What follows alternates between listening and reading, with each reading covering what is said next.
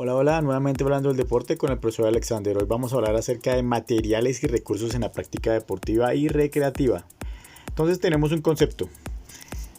Los materiales se definen como situaciones o elementos elaborados con una finalidad explícita, mientras que los recursos son la didáctica, es decir, la parte pedagógica, la forma, los medios, en lo que los docentes o entrenadores, en el caso de nosotros, buscamos una metodología para integrarla a la parte curricular.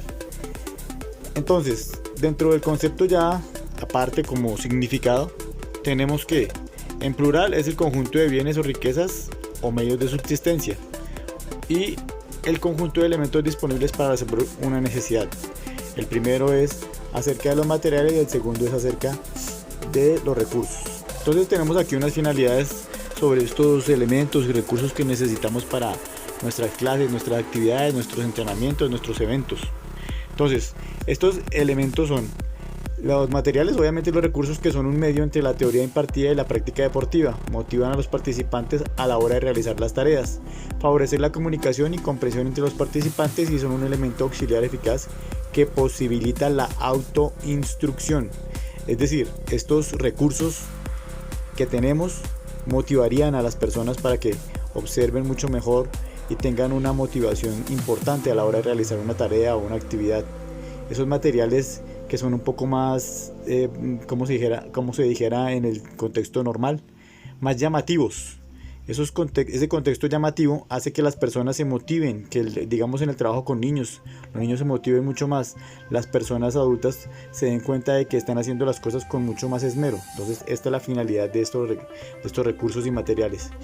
Entonces, esto tiene una clasificación de estándar, no es estandarizada, pero sí para facilitar la práctica de la actividad física y deportiva.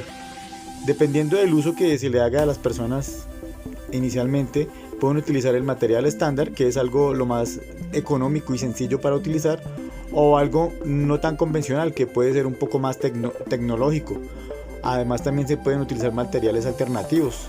Todo va de acuerdo a la creatividad del entrenador o profesor o el docente. Desde el punto de vista del autor, habría que tener presentes los siguientes recursos. Primero, materiales didácticos, eso es importantísimo. La didáctica nos ayuda a que nuestras personas, nuestros alumnos, las personas que están en nuestra actividad siempre estén atentos. Unas instalaciones deportivas agradables, un material deportivo también acorde a lo que se trabaja, ¿no? Coloquemos un ejemplo, no es lo mismo entrenar a un niño de 5 años con un balón.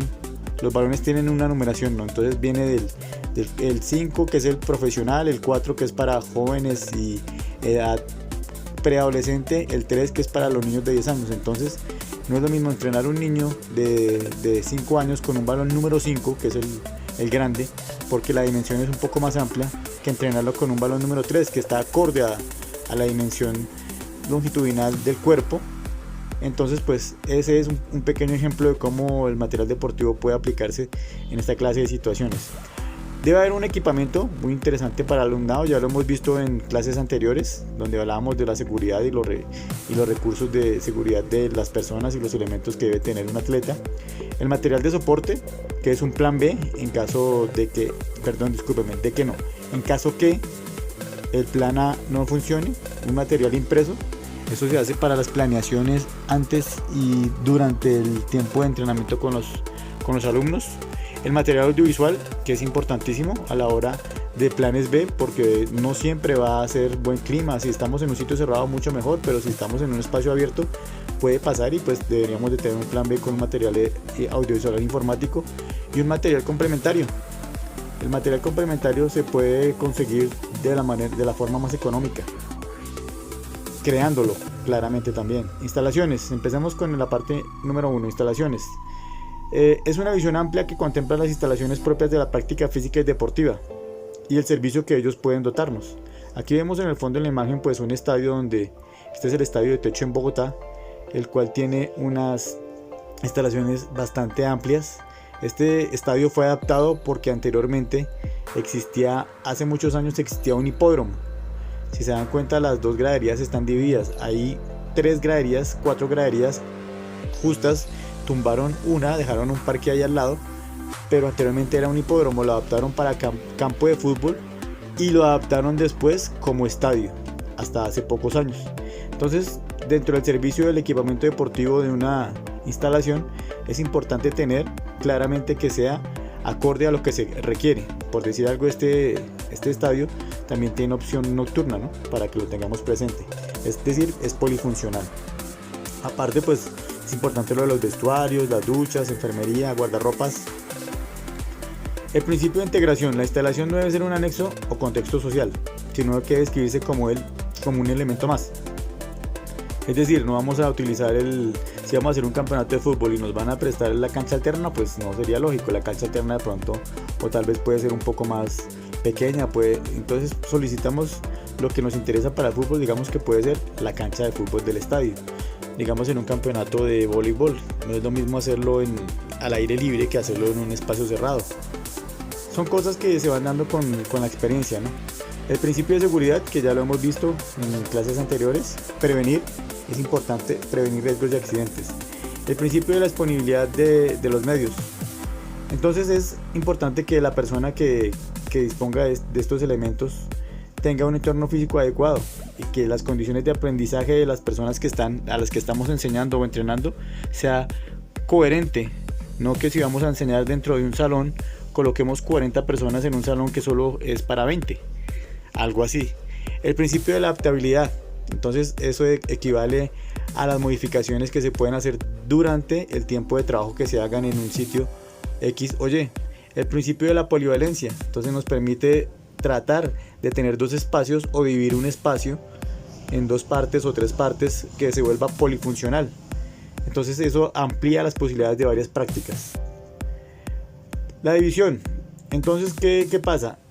Su clasificación puede ser instalaciones convencionales, los polideportivos, gimnasios; las no convencionales, que son de uso múltiple, pistas deportivas y espacios de centros escolares. Digamos, en el centro escolar puede haber una cancha de baloncesto, al mismo tiempo puede ser voleibol y al mismo tiempo puede ser de fútbol sala, ¿no? Estas instalaciones que permitan dividirse, digamos, en el espacio natural, como el mar, las playas, en la montaña, son espacios naturales que se pueden utilizar para las divisiones. Y en espacios artificiales, pues que se puedan hoy en día se puede utilizar las cubiertas y que al mismo tiempo se pueden descubrir, ¿no? El material deportivo. El material deportivo tiene un significado importante porque es aquel utensilio móvil o elemento que se utiliza en las sesiones de actividad deportiva para la buena realización de una actividad deportiva y como un vehículo para conseguir que nuestros alumnos alcancen objetivos didácticos dentro del contenido, ¿no? Entonces acá tenemos unos materiales interesantes. El convencional. Aquí nos damos cuenta que tenemos los conos, los semiconos, unos balones cortos, unos balones pequeños, unos balones coloridos. Entonces puede ser diferente, ¿no? Es diseñado específicamente para una práctica deportiva o una práctica física o una actividad recreativa. Y su finalidad, bueno, eso ya depende de cada planeación del entrenador. Los alumnos. Entonces, para que estos elementos y materiales se apliquen y se utilicen de manera acorde, debemos tener alumnos, ¿no? Entonces, dentro de esto podemos dar una consideración interesante: que el alumno tenga una vestimenta adecuada. Eso ya lo vimos en seguridad. Debe tener unas zapatillas claras que sean del deporte o la actividad que va a hacer específica. No va a ir a jugar tenis con guayos, para evitar inconvenientes con lesiones y demás. La idea es que la ropa no tenga costuras a los lados, por decir algo, con bolsillos o algo así, para evitar accidentes. Y la higiene y el aseo personal, ¿no? Es importante, pues, para nuestros alumnos, ¿no?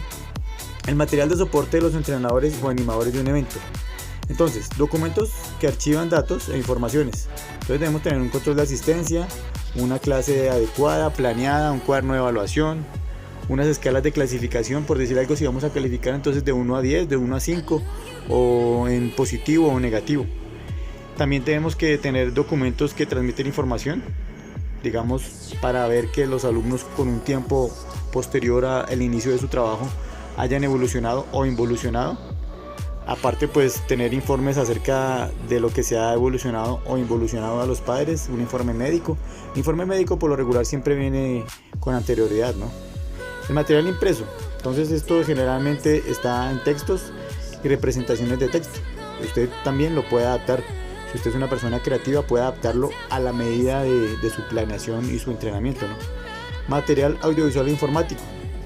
Tenemos hoy en día, aparte del radio CD, que pues esto es un poco, hoy en día diríamos que obsoleto, el ordenador y retroproyector, es decir, el ordenador es el computador y el retroproyector para hacer actividades de onda audiovisual.